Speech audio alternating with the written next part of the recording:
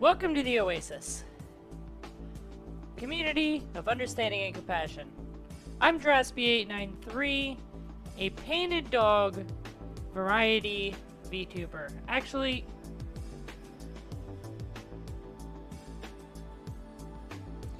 I don't know. I'm gonna have to workshop that. Starting to have different thoughts about what my opening should be. But for those of you that are watching the live stream, because there's a good chance it's going to be a YouTube video, you might have noticed that I have a new tag. So I'm going to be talking about that today. So the last few times I streamed with a female avatar, I experienced something called gender euphoria. And that... I mean, I'm still a brown dog, yeah, but I don't know if I need to actually open with that.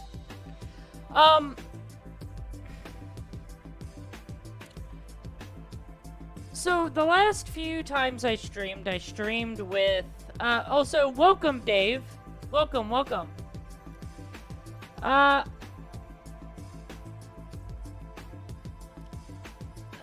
The last few times I streamed with this female avatar that is new. I mean, I'm pretty sure I've literally had it since Monday. And,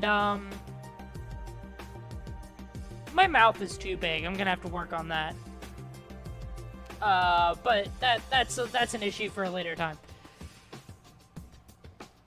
So I've been experiencing something called gender euphoria. And it set me on a journey.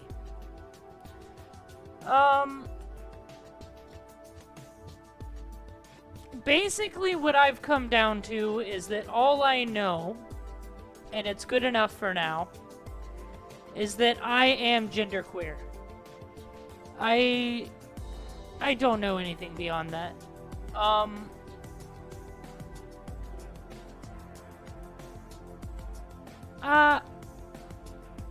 Dave, I'm gonna have to, like, ban you or mute you or something if you keep it up, because you're being a little disruptive. I'm having a, difficult, vulnerable thing going on right now.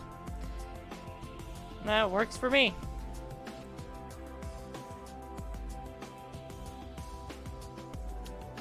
Now's not the time.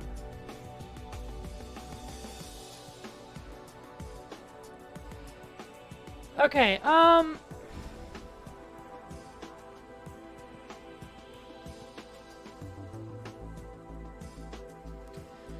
gonna drop my gaze a little bit so that I'm actually looking at you. Yeah. So, I am still comfortable presenting as male in my day-to-day life. I don't see that changing, honestly. Yeah, I'm in the middle of something. And I don't feel the need to push it faster than it's gonna naturally happen at this point. I think I have learned what I needed to learn about myself to be happy where I'm at. And basically where I'm at right now is that I am still happy presenting male in my normal life. I've never felt gender dysphoria. I've never been uncomfortable with being a man. I've always had this yearning that I always wished that I was born a woman, but it didn't come with any negative feelings towards being a man, if that makes any sense to you. But I do know portraying myself as a female while streaming makes me happy in a way that I've never experienced before. Right, let's bring that beat back. And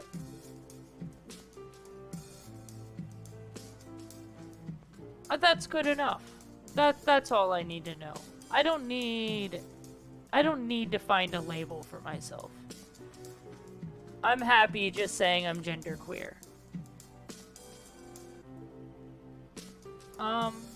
Yeah. Any questions? I am, like, completely open.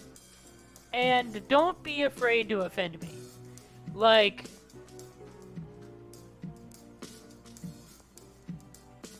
a big part of how I define myself has always been not giving a shit what people think. And honestly, looking back, that might have been because I'm genderqueer. Because I haven't, at least since I've been an adult, I haven't actually cared about, I've never actually been afraid of people thinking that I was feminine or gay or whatever, you know, like that. I legitimately didn't give a shit. Feeling more comfortable with the new streaming schedule? Yeah, definitely. Thanks, Waffle. I appreciate the support.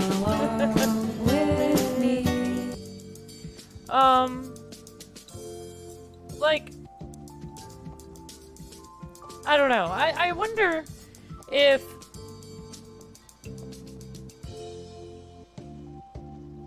not feeling masculine is what allowed me to let go of caring about what people thought. I don't know. There's a lot of questions. There's a lot of things going around in my head. A lot of seeing my life and my personality in a new perspective. And it's connecting a lot of dots. Like, I've been saying for a long time that I basically envy lesbians. I feel an attraction to lesbians, but it's not a sexual attraction. It's like something I can't describe. But it doesn't come from, like, I want to, like, have sex with lesbians. It's like, I wish I was one. You know what I mean? And this makes that make a lot more sense. It's not... I've never been hiding anything. You know what I mean? It's like, this isn't coming out in the way that people think when they think coming out. Like, people think, like, they've been in the closet from people they know. When in this situation, I was in the closet from myself. Not because of insecurity, but because I have a disconnection with my own feelings. I have a wall between me and my emotions, and that just made it basically impossible for me to see what was going on. And there's still a wall there, but it's thinner. So, most of the significant personal growth in my life is almost always driven by hitting rock bottom. The things that make me uniquely me, emotionally, like, personality-wise, like, obviously, like, I'm intellectual and all that stuff. But that's not my personality, right? The things that make me me are mostly driven by my ability to let go. Which is driven by the fact that I've spent probably the majority of my life at rock bottom in some way, shape, or form. There's always something that... There's always shit going on in my life that is soul-crushing enough where I literally can't care. I literally don't have the ability to care. Like, I exist at rock bottom. And, one of the ways people get out of rock bottom is that they let go of things. The things that they cared about, that caring about them enabled them to get to the place that they're at, they let go of caring of those things. That's one of the ways to deal with rock bottom. And that's the way I pretty much always deal with it. Is shit hits the fan, I can't cope with it the way, and me as the person that I currently am literally incapable of coping with this thing. Something has to snap, and the thing that snaps is my emotional attachment to something. And in this case, it was my emotional attachment to how I see myself. I see myself in a certain way, and I don't need to get into the details, and I'm not going to get into the details, because this is not solely my own issue. I'm an open book, but I don't bring other people's shit into stuff. I don't share other people's problems. But I had marital issues. And you don't need to know the details, because that's my own wife's personal shit. I ain't open about my wife's personal shit. That's her personal shit. But I hit a rock bottom in my marital issues, and my way of moving past them, getting out of rock bottom, was letting go of aspects of how I see myself as a person.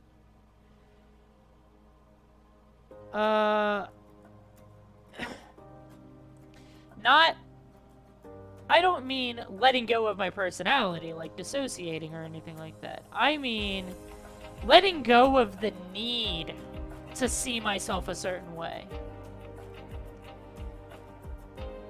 And that opened the door to being able to be honest with myself about how I felt. This is not the first time that I've had an emotional response in the process of portraying myself as female. Like the last personal growth that was caused, like major personal growth that was caused by portraying myself as female, it was playing the game Our Life, Beginnings and Always. Because in that game, I tried my damnedest to be true to myself. I didn't make choices and decisions in that game because it was a game. I truly asked myself, what would I do? How would I feel about this? What would I say? And being a female in that game and playing the game in that way made me learn things about myself. But I didn't realize I was genderqueer. I suspected that I probably wasn't male, but I didn't know what it meant, and I didn't care, because I didn't have a need to know what it meant. Which is where I'm at again. I'm happy with how much I understand, and I don't need anything beyond that.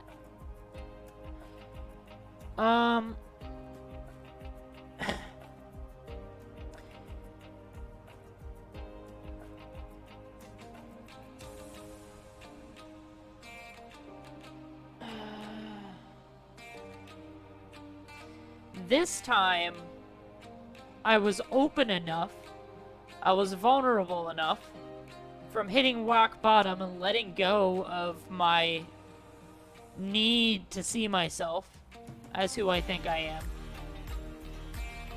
That this time, I experienced something that I was incapable of experiencing before, which is gender euphoria. I felt in a way that I wasn't able to feel before because I held on so hard to my self-image. And let me tell you, this fucking feels good. It's kind of funny. I am built so different than most people that, like, my hesitation here isn't that the hesitation most people feel when they're coming out. The hesitation most people feel when they're coming out is that they're afraid to be rejected. I don't give a shit, because if you reject me, that just tells me you're not the person I thought I was. You were. That you're not the person I thought you were. It's not that I failed you or I came up short, but that you are not as welcoming and open a person as I thought you were. And that's your problem. You know what I mean?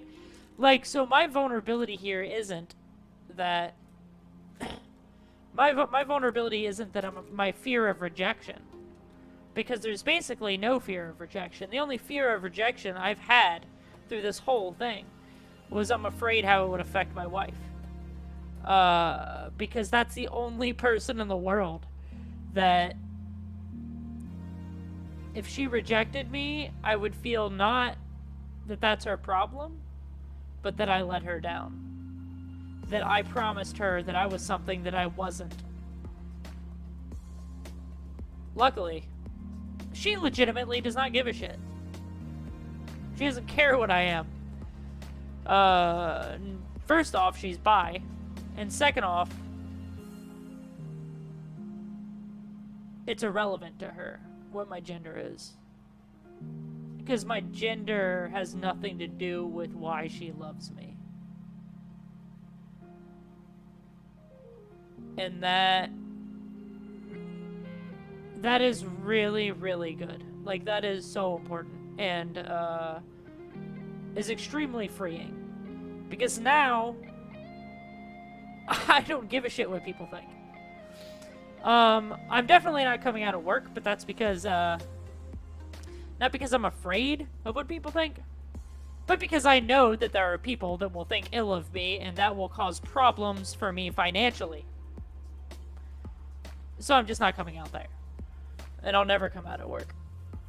Ugh. But I'm used to that.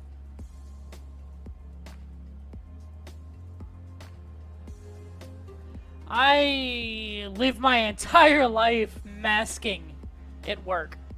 Like, that's the way it's always been. It's the way it's always had to be.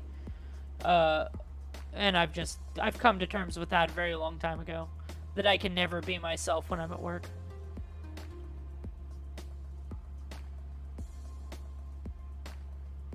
No, oh right, I lost track of one of my points.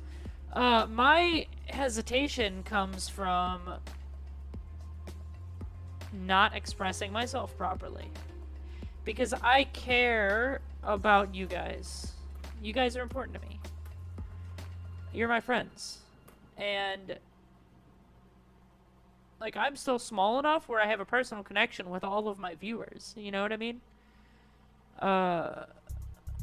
Honestly, it would probably be more comfortable for me if I was big, because I wouldn't care if people got the wrong impression. But you guys, it's like, if I'm not honest enough with myself to where I actually express myself properly, then you guys don't actually know who I am. You think I'm someone that I'm not. And that's something I want to avoid to the best of my ability. And that's why I'm doing this. Because I want to make sure that you guys understand who I am. I want you to accept me for who I am, not for who I pretend to be.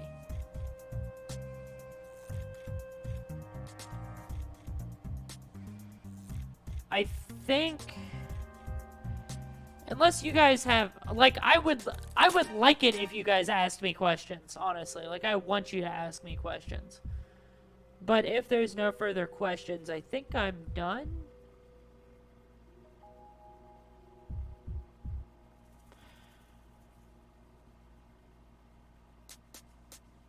I will roll a cigarette to give you guys time because of the delay and all that. Hear what I said, formulate a question, and then type it out. I care about you for what's behind the avatar, and I appreciate that. The problem is, what's behind the avatar has changed. Fundamentally. I'm not saying that I became genderqueer, but that understanding that I'm genderqueer has made me a different person.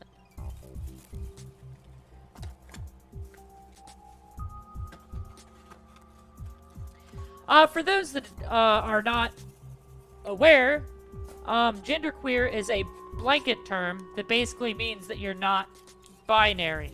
It doesn't mean non-binary.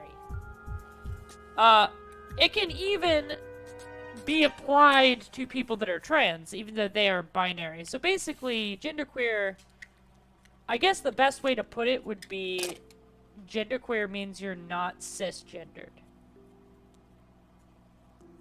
Hey, Rug! Welcome, welcome! And I appreciate the support. I really do. Like, you guys saying these things means a fucking lot to me. And now I'm fucking tearing up. I specifically said that because, well, you guys can't see my real face, so you have no idea that I'm tearing up, but...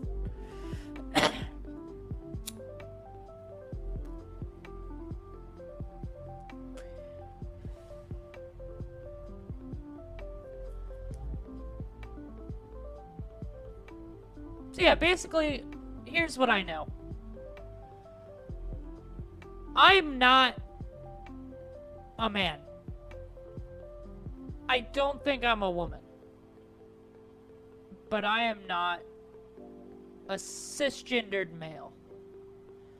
I am not someone that fits what people think of when they think of a male.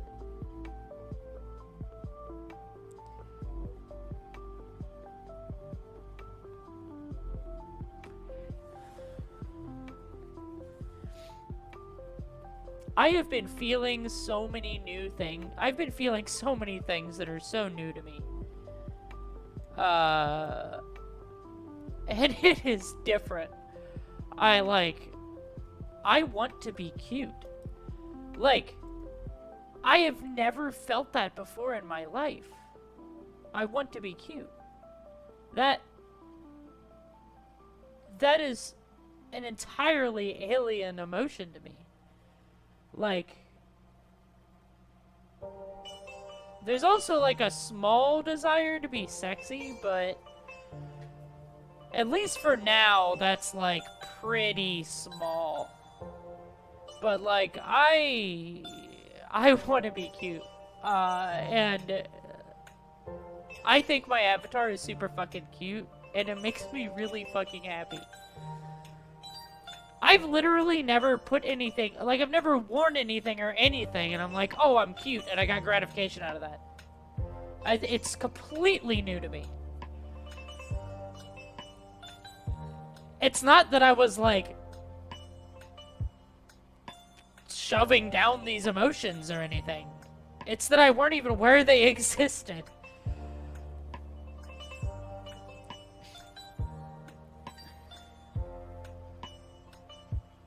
Lolly updated my avatar today. Sent me, it looks the same, but what she updated was the expressions. And goddamn did I get a rush out of that. Like, I've got this, this, this, this, this, and then I've got these, which is blush, which makes me really fucking happy. I love this. This, oh my god. I can't even put it into words how this makes me feel. And then obviously I still have the cheek puff and the tongue out. Like, oh man, this makes me feel something. And I'm really happy that I could share it with you guys. I'm happy that you guys were here to be along the journey with me. And I had friends that helped me out along the way. I'll name drop one of them, Rune, because Rune's a really close friend, and I know Rune is perfectly fine with me telling people that, you know, Rune was there. And I also had two other friends that are streamer friends that helped me out. Well, I guess neither of them actively streams, but two friends that I found on Twitch that them helping me along in this journey of self-discovery brought us way closer together. And I don't think they can ever understand how much I appreciate them for that. For what they've done for me.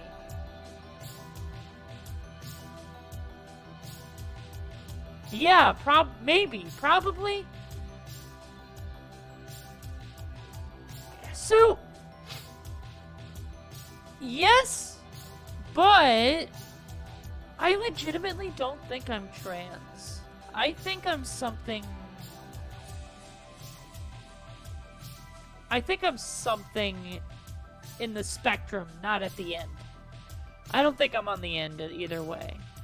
I still believe that if I transitioned, that I would feel regret for missing what I used to be. I don't think I could be comfortable I feel like I would be more uncomfortable. I would feel like I would actually experience dysphoria if I became a woman. And I don't experience dysphoria as I am now. But this lets me experience being something else in a non-permanent way. A way that I have control over. I can choose to be this anytime I want. I mean, obviously, when I have time. But, like, anytime that I have free time, I can spend it presenting as female. And that makes me very happy.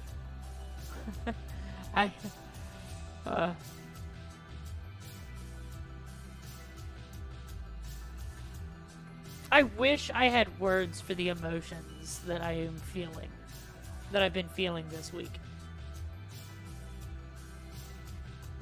Like a temp tattoo. Yeah. Oh, that reminds me of Numi. Numi has a temporary womb tattoo. And it's like, yeah, that is kind of similar vibes. Because Numi would never actually get a permanent womb tattoo. But she gets to experience all of the positives of having it without the regret of having done something permanently.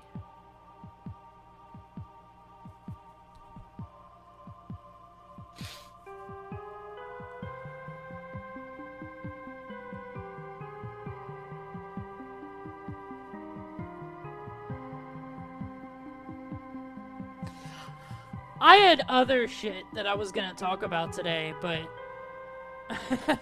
I'm not feeling any of that. I am in the headspace to just hang out and share with you guys. Not to pressure myself to say things because I need to keep you guys entertained, but to just sit here and feel open and vulnerable and share whatever I feel like sharing when I feel like sharing it.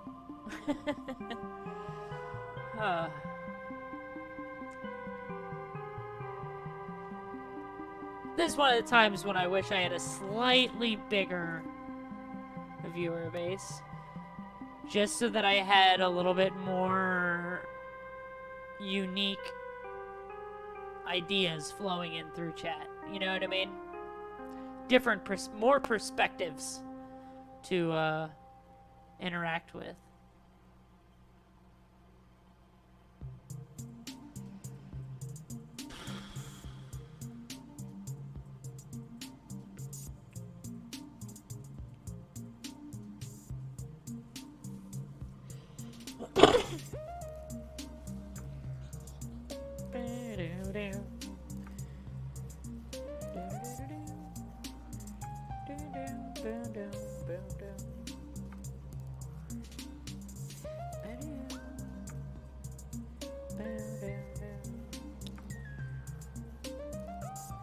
So I think I'm gonna go off and start talking about labels and the importance of words, but there's a very good chance that the topic is gonna constantly be flopping back to my gender. So I wanted to talk about, I've been thinking a lot about labels and the importance of the power of words. So I have been spending a lot of time, this is stuff that I've dwelled on my whole life, because linguistics is something that I spend a lot of time thinking about. Labels can be horrible. Oh man, that's a whole different thing. Basically, what I want to talk about is the power that adding a new word to the collective vocabulary gives people that word will have meaning for. So one of the things that I came across multiple times, diving into this, like literally I spent all day at work listening to YouTube videos about related topics. Trying to understand things, see what I was going through, see what I related to, things like that. One of the things that constantly comes up, I mean, not constantly, but kind of regularly, is people that are cisgendered talking about how they don't like the fact that they're being labeled as something. And there's a lot to that. I think the problem is the rejection of being put in a box that isn't what you consider normal. And that is a deep-seated problem with the average person, honestly. Everyone is different. If you honestly think that you are normal, that's like literally a problem. Like, if you think that you are what people are supposed to be, that's literally an issue that you need to sort out. like, you've got problems there. Because that means that you have built yourself. You should not be normal. No one should be normal. The average person isn't supposed to exist. The actual average person probably doesn't exist. If you were to take all of the statistical averages about things that define what a person is, and then try to find a person that meets those averages, you probably couldn't. So if you think that you are exactly what people are supposed to be, then you have built your personality around trying to be what people think you're supposed to be. Like, you have driven yourself to be that, and that's a problem. I'm going off on the wrong tangent, though. Okay. Here's what I was actually trying to talk about. Okay, so the YouTube video that I saw that got the most positive responses in the comments, like, pretty much everyone was like, yeah, exactly, I feel exactly the same way, right? Was a guy talking about how, he's like, why am I cisgendered? Why do I have to be a thing? Why do I have to have a label? He's like, why can't I just be a person? Why can't you just call us people? The problem with that is that implies that anyone that isn't like you isn't people. Also, here's the bigger issue. Because honestly, that is your own personal psychological hang-up. That you see everyone else as abnormal and not right. That's your own personal issue, though. That is not a barrier to people that are interacting with people that don't have your particular hang-up, right? If someone that doesn't have that hang-up isn't involved, then it doesn't cause an issue. Here's something that pulls itself out from your personal hang-up, alright? And becomes a problem for the rest of the world. How the fuck are we supposed to talk about people that aren't us? How am I supposed to have a conversation with someone that is genderqueer about how people that aren't genderqueer feel about me? I need a word for them. Do I just say people? What people? Which people? What am I talking about? And the problem is, this is almost always in response to a context in which literally cisgendered people needed to have a term for the conversation that was being had. That conversation required a word that described people that are not genderqueer. Like, the video that I am referring to, he literally was like, transgender people see me this way, and cisgender people see me this way. And he's like, why do I have to be cisgender? Why can't I just be people? And it's like, okay, let's just cut the word cisgender out of that statement. Alright? Transgender people see me this way, and people see me this way. What people? Which people?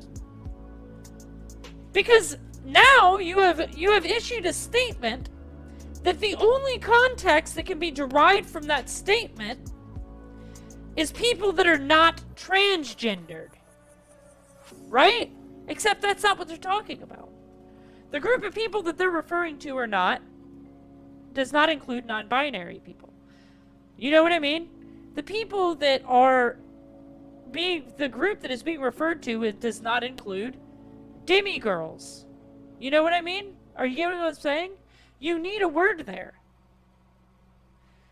So how, if the word cisgender didn't exist, and you needed to have that sentence, and you needed a way to convey what you're trying to say to the other person. What would you have to do?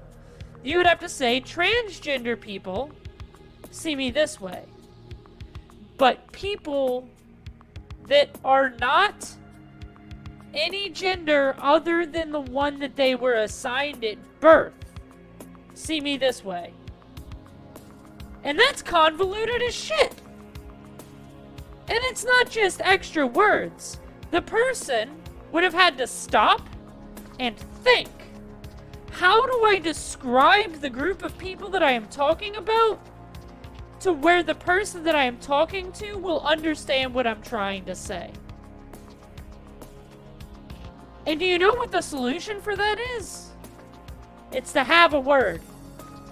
That's literally the purpose of creating words, is so that you can have a conversation about the thing. Creating a word allows people to exchange ideas in a fluid manner without barriers that are caused by a loss of words. That's what words are for. The more robust the language is, the easier it is to communicate. Because unless we get to the point that I am able to think at you and you're able to receive the thoughts that I'm having, there's a barrier. And it's communication. And the more robust communication becomes, the smaller the barrier is. Now, there's a flip side to that. And the flip side to that is people's tendency to overuse labels. Because a label should be used to convey an idea. Conveying an idea to someone to improve communication is a perfectly valid use of a label. Labeling someone against their will in a way that they do not agree with is not okay. Because now you're dipping into prejudice. And there's a problem where people seem to conflate labeling with prejudice.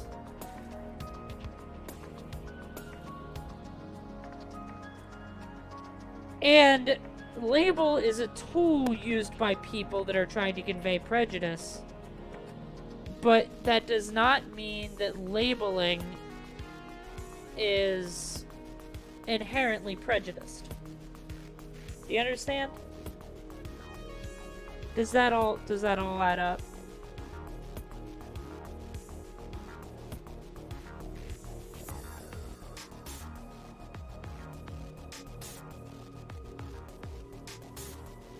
Okay.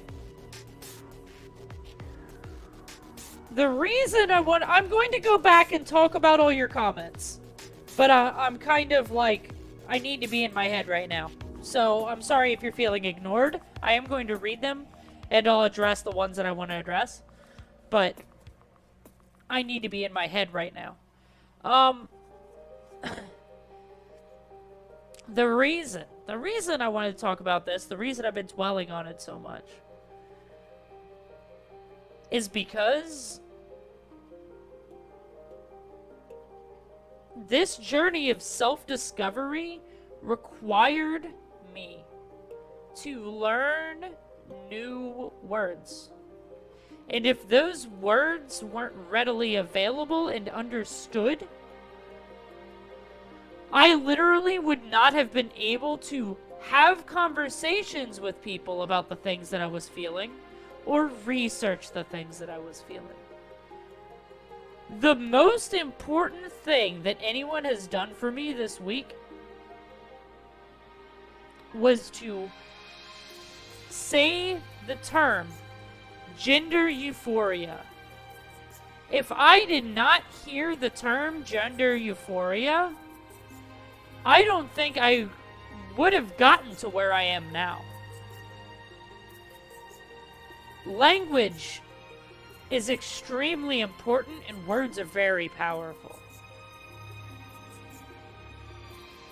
The first person that I opened a conversation with about these things and tried to ask them about their personal experience and try to understand how much they relate, how much I relate to them, and if I feel the same way they do, and what things I feel the same way they do, and what things I don't feel the same way they do, was extraordinarily helpful.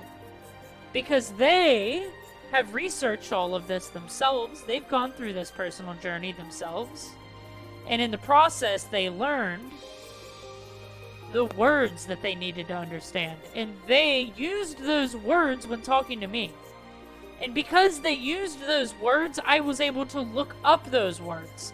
I was able to watch YouTube videos that had those words in the titles. I was able to connect to my second friend, the second person that I went deep on this with. I was able to get a hold of him and say, I have been experiencing gender euphoria when using a female avatar and a voice changer. And I think I'm genderqueer, but I don't know what that means. I don't know what any of this means. And I'm like, have you ever experienced gender euphoria? How did you know you weren't cisgendered? And how did it feel when you experienced gender euphoria? And I wouldn't have been able to ask those questions or tell them how I was feeling and what I was going through if I did not have those words.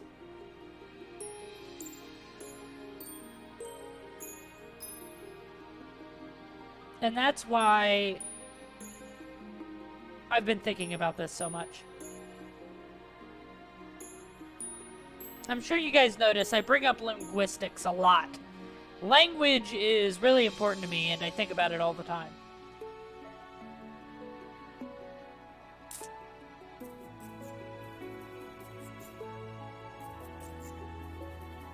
But this time I actually had something I needed to say. And this is part of the reason why I think this is going to end up being a YouTube video, because obviously, to not the same degree, but both of these things are things that I felt very strongly that I wanted to get out there. Okay. Let's go over comments. Let's take a look at comments.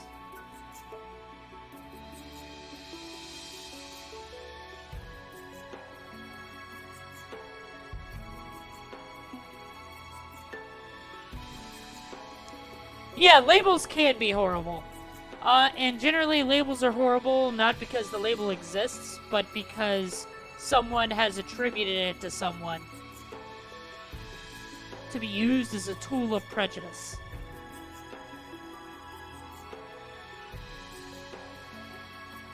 That comes back to censorship. Y'all...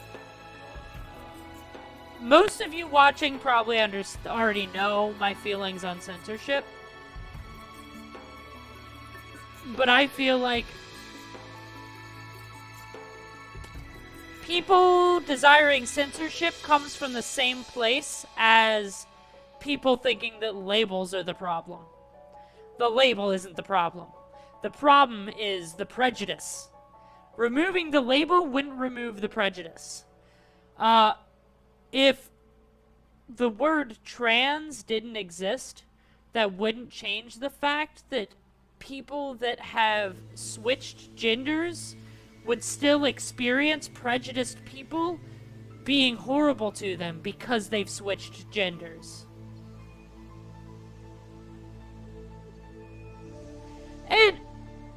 I understand that, like, switching genders is not the right terminology, but that's because I'm literally talking about labels, so I'm avoiding the correct terminology so that I can convey what I'm saying. They don't need the word to not like you. The word isn't what made them not like you. It was the fact that you did something that made them uncomfortable. And they hate you for it. I don't even know what normal means. I mean, nobody really does, honestly. For many years, I thought and labeled myself as weird. Eventually, I came out with the conclusion that I'm not weird, but I was just not in my natural environment. Once I found more individuals like me, I felt normal. I feel like the issue there was that you, not the fact that the word weird exists, but that you were not comfortable with who you are, and you felt like you did not fit in, and that you were something wrong. I feel like the existence of the label weird is not what caused the issue. It was the feeling. Does that make sense? Not everyone is open-minded or has the capacity for understanding. Yes, this is true. This is why we have so many disputes all the time. Absolutely. Agreed. And that's why I go most of the time that I go off on a rant. It's because I'm trying to improve that. I'm trying to make people more open-minded. And try to get them to understand things.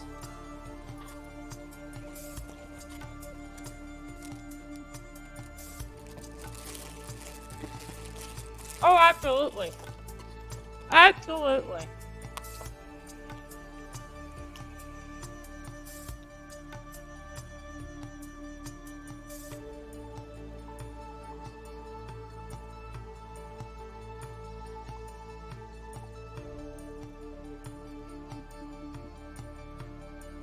Okay.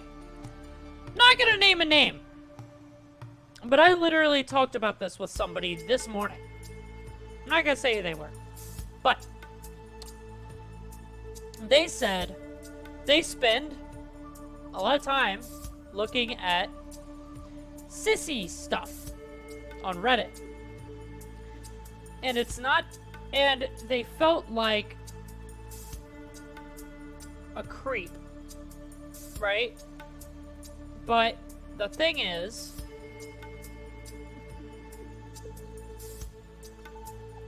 that is probably extremely common for someone that is in their situation. Someone that is experiencing, that has the same gender identity for them, it is probably very common. And they shouldn't feel ashamed of it, because the issue isn't that they're a creep or weird. It's... the problem is that people don't talk about the things they watch for gratification. You know what I mean? Because I feel like that is a very common thing. I mean, obviously, it's fucking everywhere, right? I don't enjoy that at all. That doesn't change the fact that I see it all the time, so it's obviously very common, you know?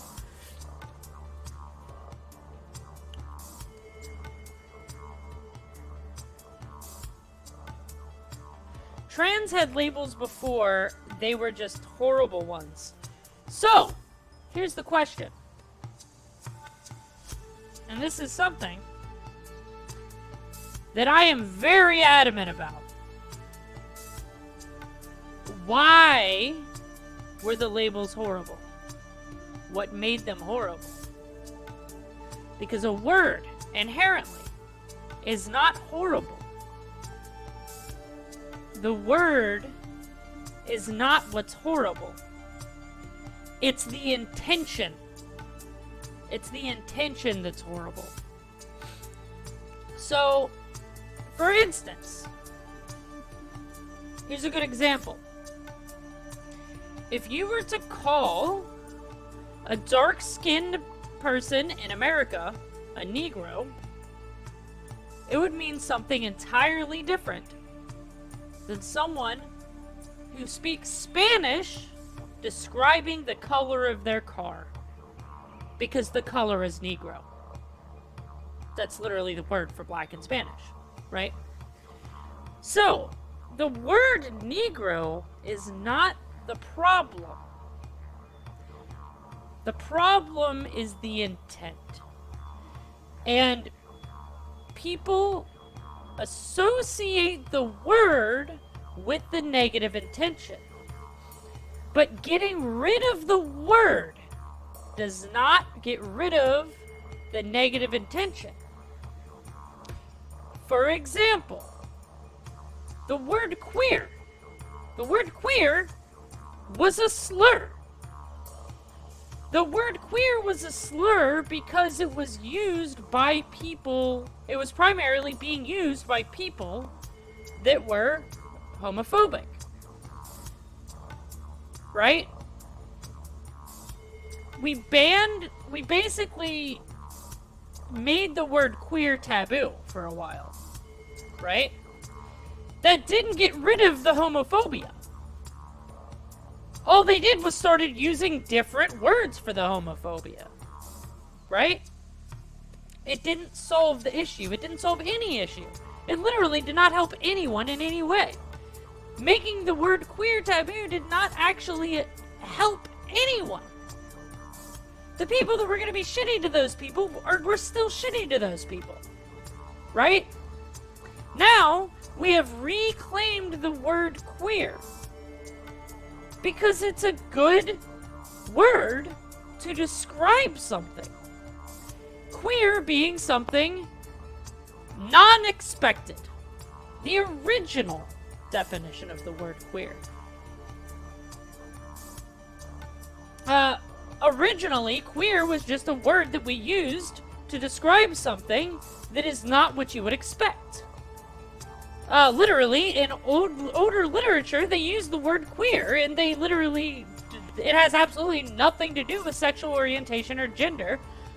They're just describing something that is unexpected, has an attribute that is unexpected, right?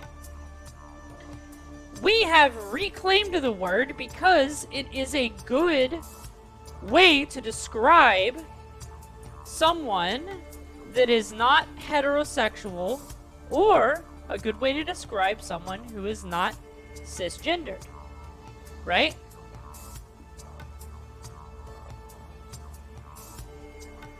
I am genderqueer.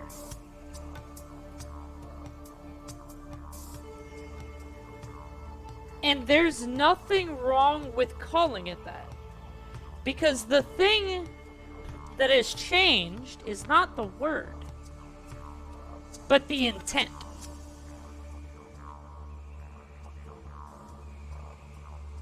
It's like when Queer Eye for the Straight Guy came out, the word queer was still kind of taboo, right? The word queer was still considered a slur in most contexts. It's just like the N-word. It is considered a slur in most contexts. But you can say the N-word. I mean, I can't say the N-word and get away with it because of the weird censorship that we have. It's weird fucking censorship, right? We live in a strange world where I can't say the N-word because it doesn't matter the context that I'm saying it in. It will be considered a slur and not okay. Which is a fucking problem, right?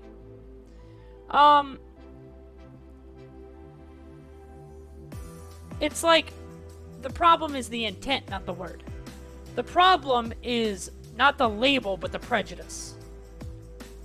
I feel very strongly about this. I feel that our hatred for, our disdain for labels that we have given negative connotations to is actually counterproductive. Because we're focusing our energy on fixing the label, when that will never solve the issue. Changing the label, banning the label, making it taboo, will not actually solve anything. It will not help anyone. Because the label's not the problem. The problem is the prejudice.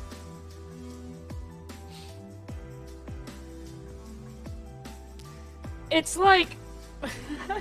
oh, one of my favorite things... one of my, like, favorite quotes... is that I dwell on quite a lot. Is... I'm gonna paraphrase here, because I haven't read the quote in a while. I just dwell on it in my mind, so it's probably a little twisted.